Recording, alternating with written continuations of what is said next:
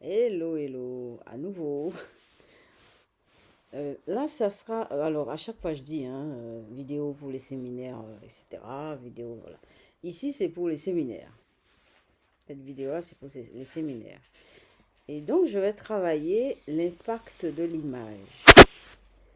Alors, je vous ai dit, hein, que je voudrais travailler, en fait, l'existence de l'image. Qu'est-ce que ça veut dire, l'image? Qu'est-ce que. Comment on peut comprendre la question de l'image? Pourquoi moi-même je veux travailler sur l'image? Justement, je n'ai pas résolu la question, hein. Voilà. Et donc, j'ai pensé faire une petite vidéo. Je ne sais pas si ça sera long, hein, mais en tout cas, je voulais vous dire que non seulement je parle de l'image, mais j'implique, j'ai une impulsion d'image dans ma vie, dans mon quotidien, dans mes situations de vie au quotidien. Alors, je vous explique. Alors, ce que je pense de l'image, il y a le langage.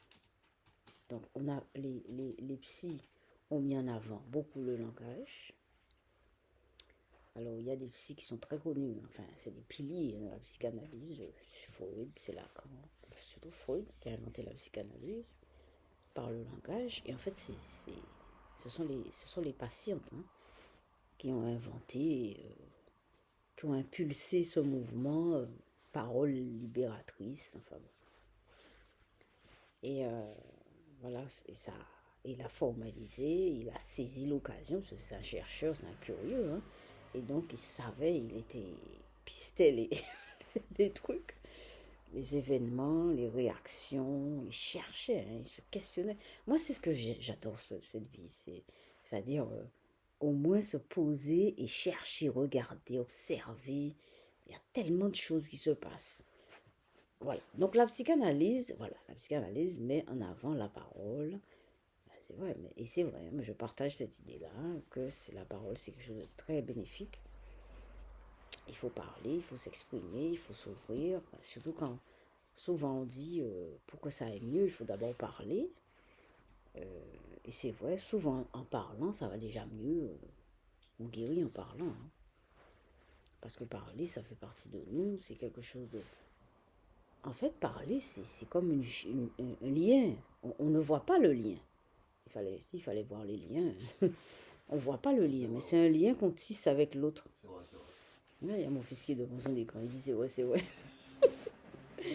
Non, c'est vrai, le lien, la parole, parler, c'est tisser un lien avec l'autre, hein.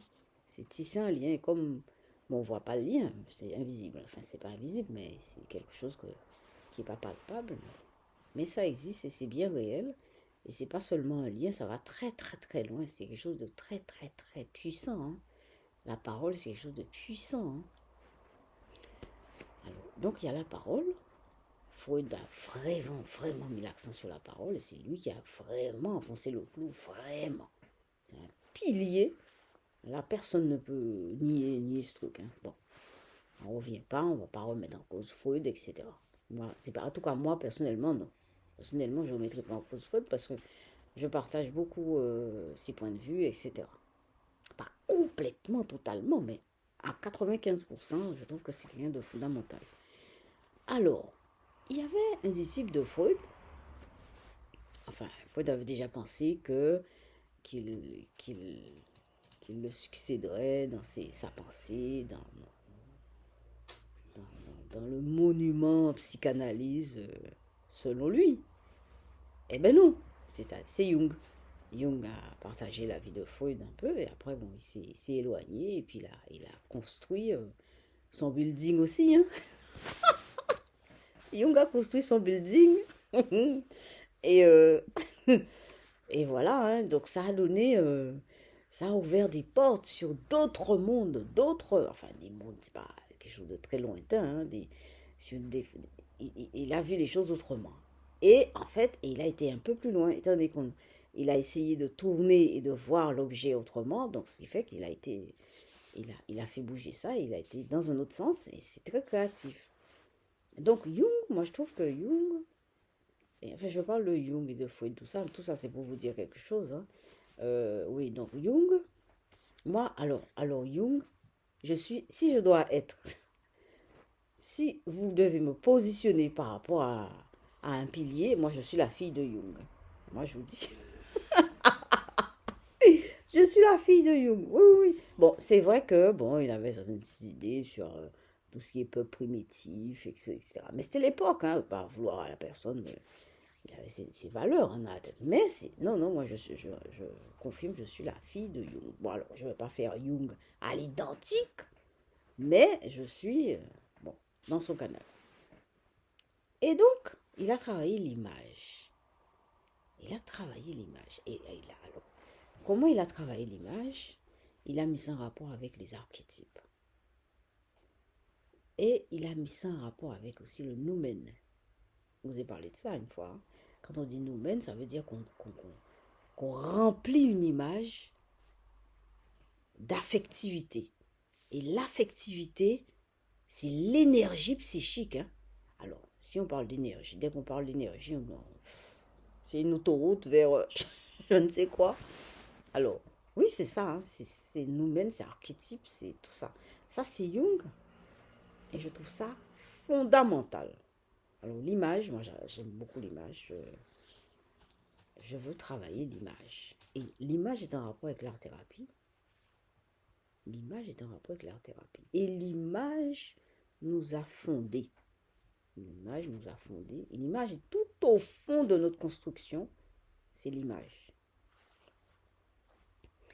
Alors, pourquoi je parle d'image aujourd'hui? Comme d'habitude, hein, parce qu'on est vraiment... L'image, c'est vraiment... Ça fait partie de ma recherche, de mes questions, etc. Et donc, j'ai choisi, je vous disais que j'ai choisi d'impulser, de mettre dans mes situations de vie des images. Voilà. J'impulse des images dans ma vie. Les situations de vie. Par exemple, je vous ai dit, je travaille beaucoup avec le tarot dans le sens. Alors, c'est pas dans le sens divinatoire, mais dans le sens où le tarot, enfin, quand je dis c'est pas dans le sens divinatoire, comme on l'entend, hein, c'est-à-dire tarot, dis-moi ce que je vais avoir dans une semaine ou dans un mois ou 2 mois. Voilà, c'est pas dans ce sens-là que je travaille avec le tarot. Je travaille avec le tarot dans le sens où ce sont des images qui sont investies, des symboles. Vous voyez? Je travaille dans ce sens-là. Alors, il y a l'image, le symbole. Voilà. C'est dans ce sens-là que j'utilise le tarot. C'est des symboles. Vous voyez la femme avec... C'est très symbolique, la justice. Ça réveille des idées, des associations. Et Freud faisait ça. Hein. Jung aussi. Enfin, c'est plutôt Freud qui faisait ça. Il faisait des associations d'idées. Alors, on peut faire des associations d'images aussi. On peut faire des associations d'images. Moi, je fais des associations d'images. Alors, donc, j'impulse dans mes situations de vie des images. C'est-à-dire que, par exemple, je peux, alors justement, je vais vous montrer comment j'impulse dans ma vie de l'image. Alors, je vais arrêter la vidéo, je fais le jeu avec le tarot et je reviens. Alors, à tout à l'heure.